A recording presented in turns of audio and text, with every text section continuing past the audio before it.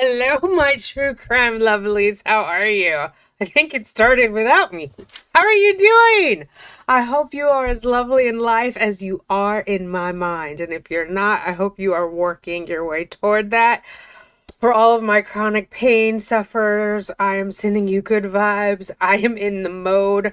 Let me tell you, if I get any bigger, I am, there we go, ready to pop.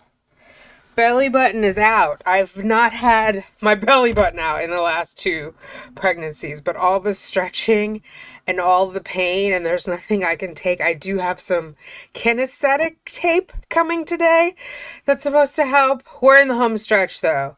2 weeks, 2 days, as of this recording, which is October 7th. Sweet Pea will be here. Anyway, that's not why you clicked on this video. We are here to get all up in Sarah Boone's business. I was thinking, so I got the call log, and I know some of you guys wanted to see the call log, like specifically leading up to the trial. I got you.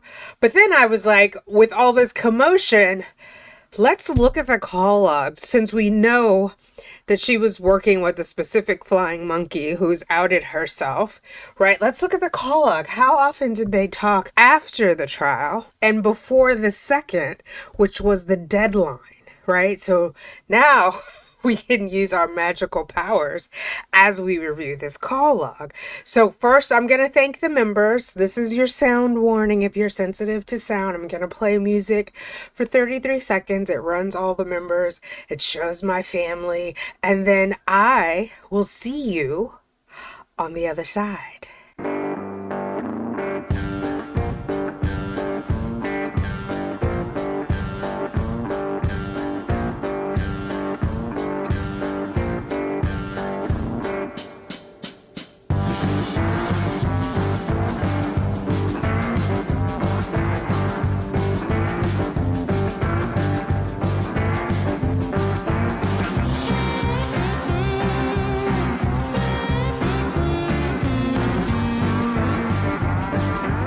Alrighty, we're gonna get into this. I do want to say Flying Monkeys is a reference from The Wizard of Oz. It also references those who do the work of narcissists and who are likely narcissistic themselves or have those traits liken those to a narcissist. If you're wondering where that reference is, I'm not going to say her name on this channel. It is she who shall not be named. Okay, first let's look into this. So we've seen this document before, but I did want to quickly touch on it before we jump into the us being nosy and the call logs. This is Sarah's inmate list, right? Visitors. Sorry, not inmates, visitors, free people coming in to visit. In order to put money on her books, send her money, commissary, whatever it's called, it's a trust account. In order to make deposits onto her trust account, you have to be on this list. The dearly departed is still here. Lana. Brian is on here as info only, and her son is on here as info only, but they can send money. When you see visitor status approved, we still have Julian, we have the flying monkey, we have Peter, Brenda, David, Danielle, Parsons, her mother and father who are no longer with us, but I guess some of you guys were like, in case you want to like not have someone pretend to be them, you would mark them. And then her brother is also on there, right? So just so we have that clear going out of the gate, and then we'll get into her call log. So as a refresher, her trial was August 25th. I was there. Hear Me Out was there. HHR Mom, Edie Beatty. Oh, there's one name I'm forgetting. Oh God, there's two. I can see your faces. Forgive me. Y'all know who you are. You were there. Larry Powers, and then there's like an Italian name that I'm dropping, but it's okay. So leading up to that on 8/18, and the people are still ghosting her because we have from 8/18, this is where we had our last cutoff. The only person who answers her on that date is the flying monkey, 10:32 a.m. Not Pacific, Eastern time for 4 minutes and 43 seconds. So not a big deal. Not, terribly in advance of her hearing on the 25th, but still you'd think they'd be prepping her, going over over the document that Brian submitted, or multiple documents, including the parenting plan, the motion for modification to reduce or eliminate alimony, to reduce child support, finalizing the move, the relocation, conversations about, okay, here's what we're going to talk about. She did attempt to make a call to Peter on the 18th again. Like, she had 1, 2, 3, 4 prior attempts with him, starting at 10:03 in the morning. So 10:03, 10:04, 10:28, 10:31. No answer. She tried him at 11:02. 11:04 is a collect call, and we get that weird multi-way call block. So there's either a 3-way or something is going on the back end that they're detecting, and so they don't let it. Pin lockout, 11:04. This was her free courtesy marketing call. Not sure what the pin lockout is. Then she tries the flying monkey again, and no answer. Not accepted, specifically. Not accepted. And then she finally gets a hold of the flying monkey at 11:09, and they talk for almost the full time, 29 minutes, 39 seconds. And then she calls her son, 18:07, which is 6, so we're in the evening, 6:07, 6:09, 6:59. He does not answer. He does not accept any of those calls. Then she calls the flying monkey back. This is now on the 19th. So we're getting closer to the 25th, so perhaps they're now delving into the documents, preparing. Sorry, y'all saw the trial. You know what her preparing ended up as, right?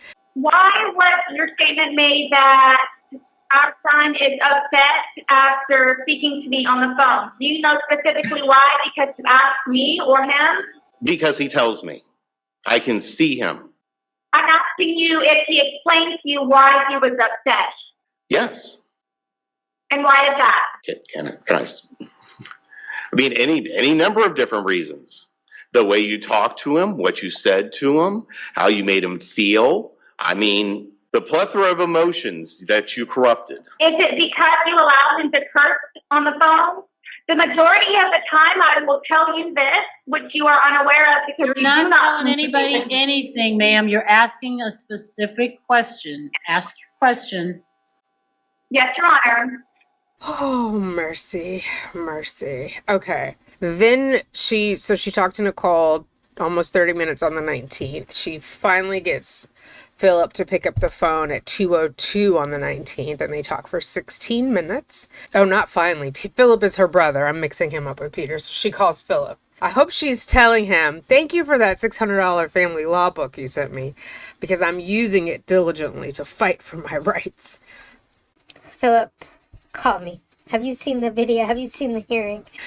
Okay, then she tries Peter again, who has not answered. So all of this time, Peter is telling Sarah basically she is persona non grata. Then flying monkey on the 20th of August, she calls at 8:49 in the morning, 8:56 in the morning, 10:13, 10:15, 10:38, 9:24, 9:28, 9:36. None of these are accepted. She did speak to the flying monkey on the 23rd, which was the Saturday prior to that Monday family trial day, and they talked for 30 minutes, thereabouts. And as she said in the hearing / trial, or as Brian said, she called her son the night before after not having called in a while, and they talk for almost 30 minutes. She calls at 5:51. The next day is the family trial. Starts at 1 o'clock in the afternoon. Well, it was meant to start at 1. Due to technical difficulties and Sarah logging into the wrong thing, it didn't actually start until 1:30, but they talk for 4 minutes, and that's it. Then she tries Nicole again at 9:55, so we're still in the morning. It's not the hearing yet. Flying monkey. She tries the flying monkey at 9:55. FM doesn't answer. She tries her again at 10:19. They talk for 25 minutes, probably like a pep talk. Tell him this about Brian, and tell him how he is alienating you even though he pays for all the calls, and tell them how he's in contempt. And Sarah's like, yes, I always know what to do and how to do it, and I'm going to remind them that I'm pro se and doing my best. Forgive me, please. So then this part I feel like it's kind of shady. 5:31. So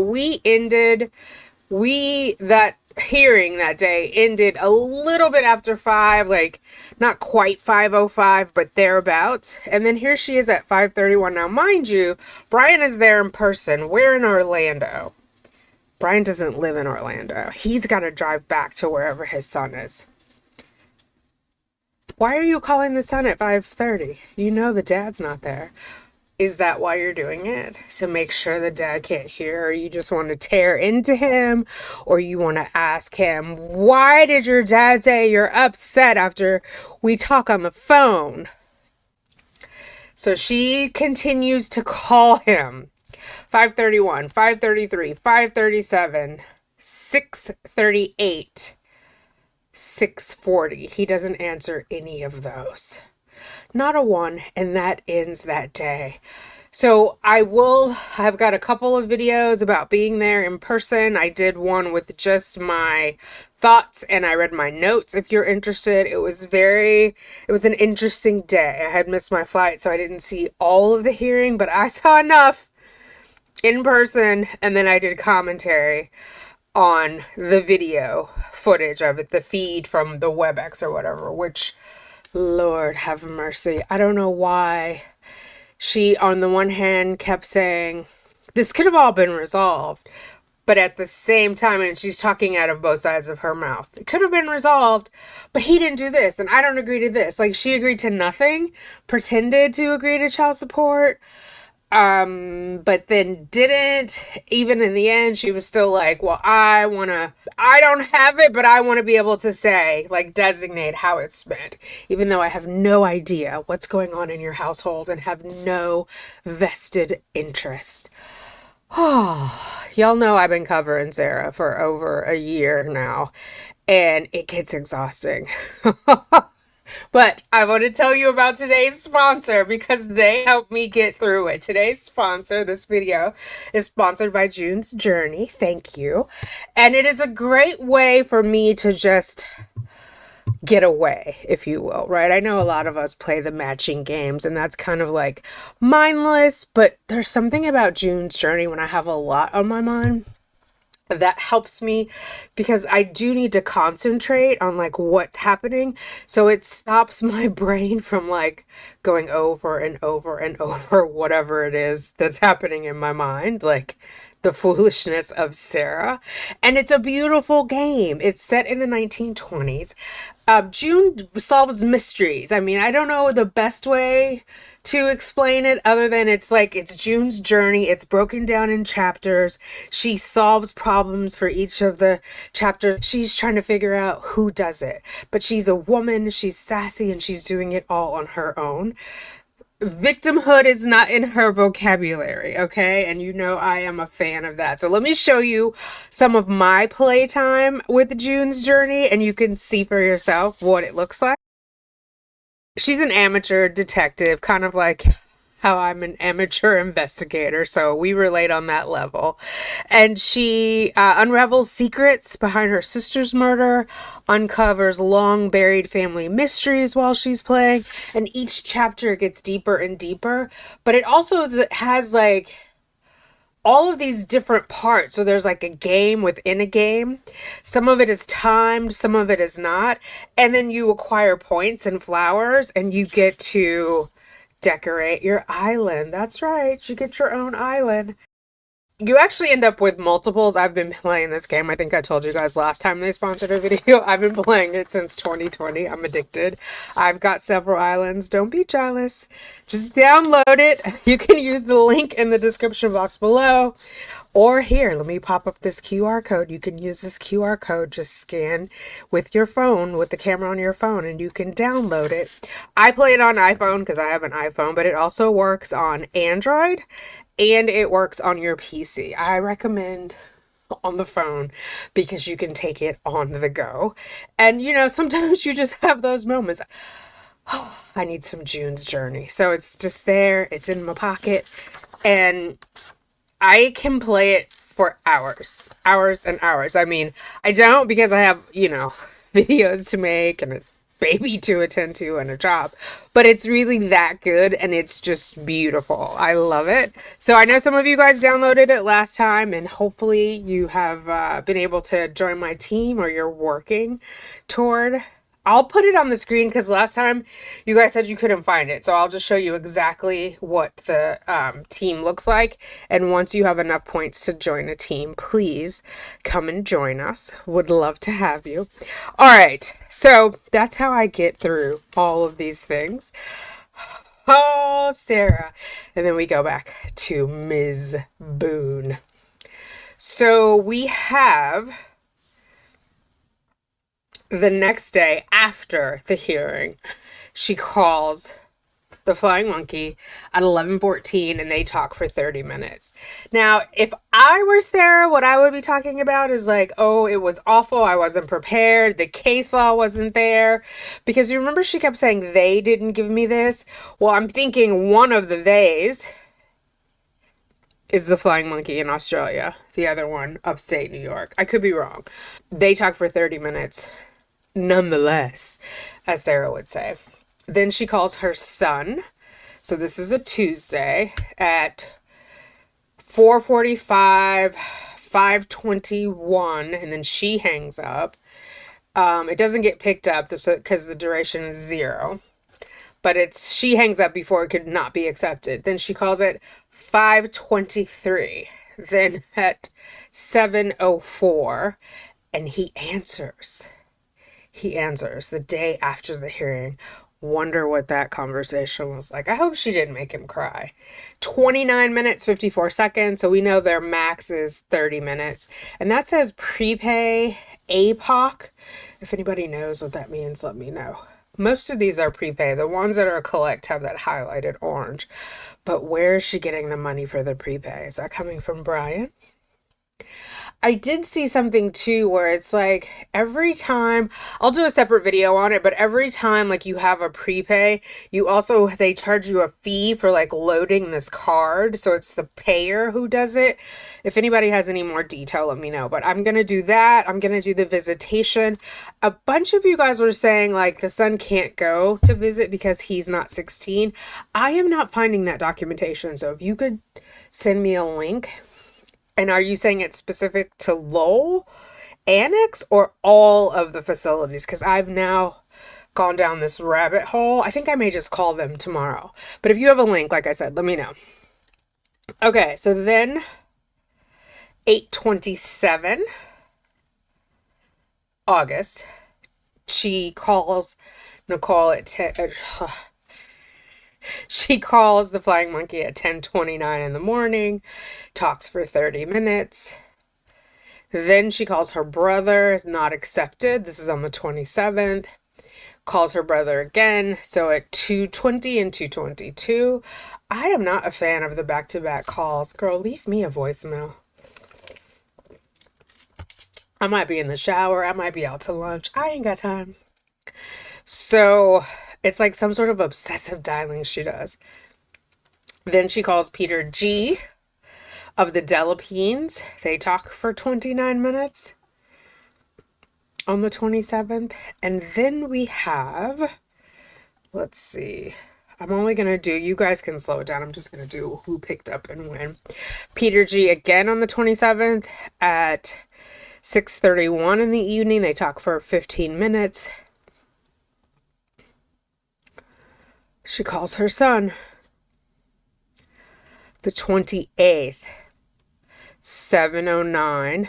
Then the 29th, she calls him. 4:48, 4:50, 6:06, 6:08, 6:10, 7:23, 7:26, 8:38, 8:40. Gives up, calls a flying monkey. 10:36. Now we're on the 30th, so we're at the end of the month. She talks to that flying monkey for 18:46, 18 minutes, 46 seconds. And then we get these free courtesies, which I thought they were at the beginning of the month, but maybe it depends on how it falls. Either way, she's calling her son. He ain't got the time.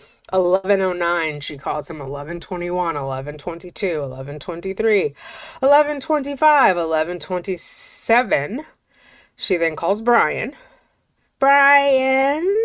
No, how did she say it? Brian. Is our son's phone charged? Danielle does it best. Shout out to Danielle Siobhan. She does the best Sarah voice. Okay, 11:29. She calls Brian. He talks to her for a minute 25. I don't care. Best line ever. Then she calls the son. We're still on 8:30, August 30th. 1:45, 1:47. He doesn't answer. Then she moves on to her brother. 1:51, 1:53. I wonder if she's trying to get him to go get her heirlooms from Brian. This is a new entry. Veronica Mead. Didn't do much research on her because she didn't answer.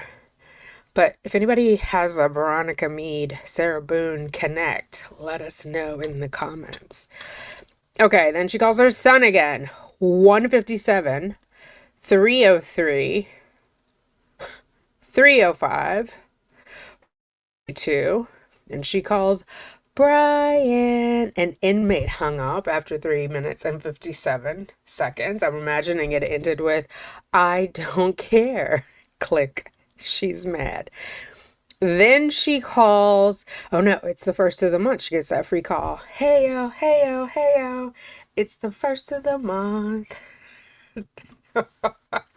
If you know, you know. Okay, so 11:09.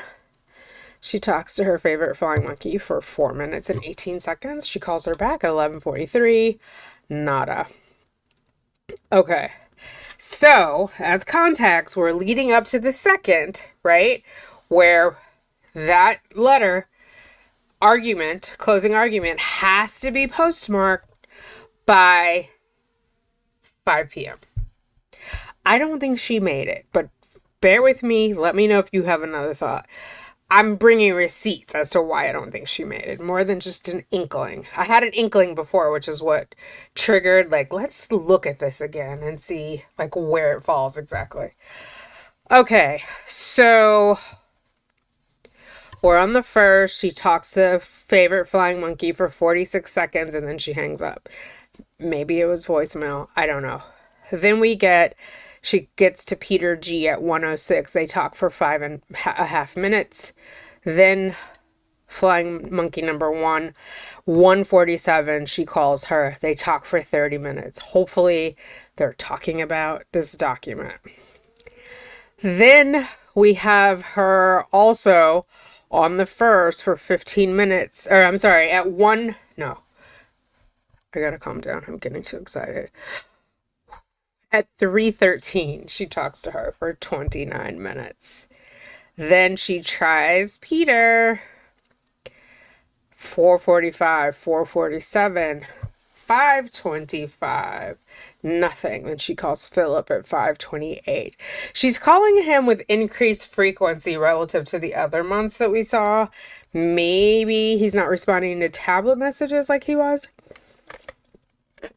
Because I was getting the feel that he liked tableting via text or texting via tablet more than phone calls. But she's urgently looking for him in the daytime with the flashlight, honey. Okay, 3:46. 3 minutes and 46 seconds. She talks to Peter on the first. Called him at 6:36 in the evening. All right, we're still on the first. Nobody's answering. Between flying monkey number 1 and Philip, she finally gets flying monkey number 1 on the phone at 8:21.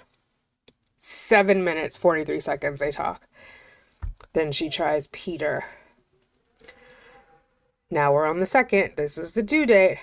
9:49, 10:24, 14:09. Peter, pumpkin eater, had a wife, but couldn't keep her. Then she calls her brother at 14:11. Can you get my things, Philip? Brian has them in boxes. Then she calls flying monkey number 1, 9:52, 9:54, 10:40. Oh, wait, no, this is on the third. This is on the 3rd. So it doesn't, to me, feel like they have spoken enough to listen to all of Sarah's blah, blah, blah, blah, blah, blah, blah, and condense it down to 5 pages. Because anyone who has had to write, like my organizational behavior professor at uni, which we had like first part of business school, we had to get it down to 2 pages. Getting all your thoughts out, that's the easy part. Getting it down to 2 pages is the hard part. So getting it down to 5 is the hard part. You guys tell me, because obviously this is circumstantial evidence, but we know that's still evidence. Does it feel like they talked enough to get it all out and then down to 5 pages? Maybe they got the word vomit down, but I don't think they've gotten it condensed, because then we see this flurry on the 3rd, 4th, 6th, 8th of talking between Flying Monkey number 1 and Sarah. So, oh, Philip did answer her though. On the 3rd, they talked for 12 minutes. Brian has my stuff, Philip. But on the 4th, 29 minutes, 51 seconds. Then at 10:41, is that 29 minutes? That's not 29 minutes between 10:33 and 10:41. I don't know what that is there. They talk for 12 minutes and 57 seconds. Oh, it's a different day. That's why. I'm like, that doesn't make sense. It's the 6th. So on the 4th, they talk for 30 minutes. On the 6th, they talk for 12 minutes, 57 seconds. On the 8th, they talk for 4 minutes. On the 8th again, they talk for 28 minutes. Then nothing. Sarah calls on 9/11 twice, 8:48 and 10:03. Oh, and then 10:05, and then 11:13. We're still on the 11th, and then finally, Flying Monkey number 1 picks up at 11:15, and they talk for 30 minutes. Then no answer on the 12th at 10:31, on the 12th at 10:32, on the 12th at 10:34. And that's where it ends. DOC has been lagging a lot. I don't know why, on my request when I send it in. So I just got these like last week, I think on the 29th, and I always put like the start date through date of fulfillment. But I think they don't do date of fulfillment. It's like the day that they read it. Then they're like, so they must have read it on the 19th and then decided that's where we're going to cut it off. Maybe they don't know what fulfillment means. I don't know. It's weird because Leon County and the other ones get it. Anyway, have I been cutting myself off this whole time? So I have that. And then, because a lot of us have been going back and forth. A lot of you guys have been emailing me and like, we're really trying to figure this out. So I was like, well, maybe it was submitted electronically by Peter because he's been submitting the other ones, right? I know that from when Lana was alive. But now, Peter's kind of probably, his wife is like, listen, I'm going to need you to get your act right fully installed, or you going to act right somewhere else. Or act however you want. But not like that in my house. Because he hasn't been as connected as we can see. I mean, now maybe they're having a bunch of tablet messages because they know you and I can't see those yet. But it just seems like there's distance now between Sarah and Peter. And Flying Monkey number 1 has gotten her wishes and has become Flying Monkey number 1, right? She wanted to knock Lana off her square. That's why she was busy running back to Sarah telling her what Lana was doing. Because they're all in junior high and you have to have the same friends and the same enemies. Okay, so one of you guys sent this. And at first I was like, oh, they're sending it to me because it's the extra pages. I'm not going to go through these. But there's details on there. First and foremost, this direct from the She's Got an Attitude. I don't know if she's talking to hear me out or what. I don't have this was just emailed to me, this image, but I know he did a thing about her typos. But direct from the copy I created, no typos. Oh, and there's plenty of typos. I marked them up in red, including in the sentence here. In order for Sarah to have her own copy to print, comma, it needs to be sent to her to print from her tablet. Then she's got this No period after the K. No, in English, we don't put a comma and then a colon. That's not a thing. And then she ended this sentence. There's a verb missing here. Respondent Sarah K. Boone respectfully submits this closing argument in opposition of the petitioner's parenting plan. Oh, actually, and that should be an apostrophe because it's the plan, parenting, and support orders that belongs to the petitioner. And all other requests the petitioner has what? Has submitted, has opined on, there's a verb missing. Opposition states as follows. Like I said, there's no comma, colon in the English language. She's only mentioned respondent so far. So where did this other person come from? Or is it the ubiquitous we? Fly monkey, you got a mouse in your pocket, girl. Mr. Boone, Ms. Boone need periods. I could go on, but you get it. And this whole thing is moot because on the record, the judge already took judicial notice. So when they were condensing down, they made a mistake. So here's what threw me off, because in the letter that was submitted, Sarah, who apparently can't count to 5, took up a whole page for her certificate of service instead of like typing it out at the bottom in the same way that Brian's lawyer did, right? You could have done that. But because she did that, I was like, well, maybe it's not coming from her.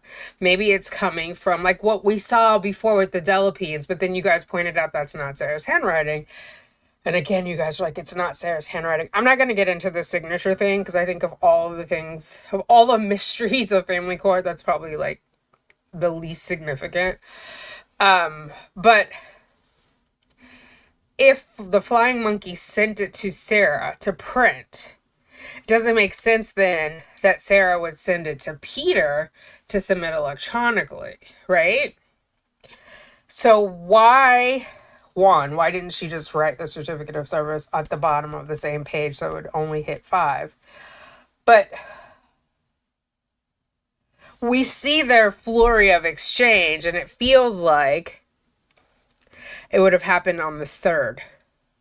Like this would have been sent around the 3rd, which means she would have missed the September 2nd, 5 p.m. cutoff. I could be wrong. But it sounds like, based on this note, in order for Sarah to have her own copy to print it, it needs to be sent to her to print from her tablet. Or it could just be that she's printing it for her records, having nothing to do with how it was submitted to the court. But then it seems like it would take longer if Sarah's writing this handwritten note to send to Australia or to send to North Salem instead of sending directly to the court. Am I making sense? Do you guys get what I'm saying? Like, if she's going to do a handwritten, why not do a handwritten and send it from the prison? Because the prison will date stamp it. We've seen it do that before, like when she did her handwritten financial affidavit. Let me know what you think. I don't think she got it in on time. I don't care what the Flying Monkey told people. I mean, she's currently a mouthpiece. She wanted to replace Lana. So she's like, I don't think she has the same ethics that Lana had. I know, we can quibble about that. I know we have different feelings. Whatever level of ethics you feel either of them have, I think Lana's was higher than what the Flying Monkey's is. Because I felt like she felt like a representative and wanted to be of honor, even though she was riding with the murderer. I know. But I just think this Flying Monkey has her own narcissistic tendencies and wants to be out loud, out front, loud and proud, loud and wrong, in my opinion. Let me know what you think down below. Also, thank you to June's Journey for sponsoring this video. I greatly appreciate you. I'm actually going to go play a little bit now that I'm done. Before I start editing this, because Sugar Bear's got a doctor's appointment, ear, nose, and throat today, so wish us luck there. Here's the QR code if you haven't scanned it yet. Download it, give it a try. It's totally free. There are add-ons. I add on a lot, but you don't have to add on to have a good time in there. There's plenty of free stuff, and it's challenging. It just really takes your mind off of everything else and has you like focus on the game, which you got to admit, when we follow true crime, sometimes we need that level of distraction and need to fully concentrate on one thing, right? Come on now.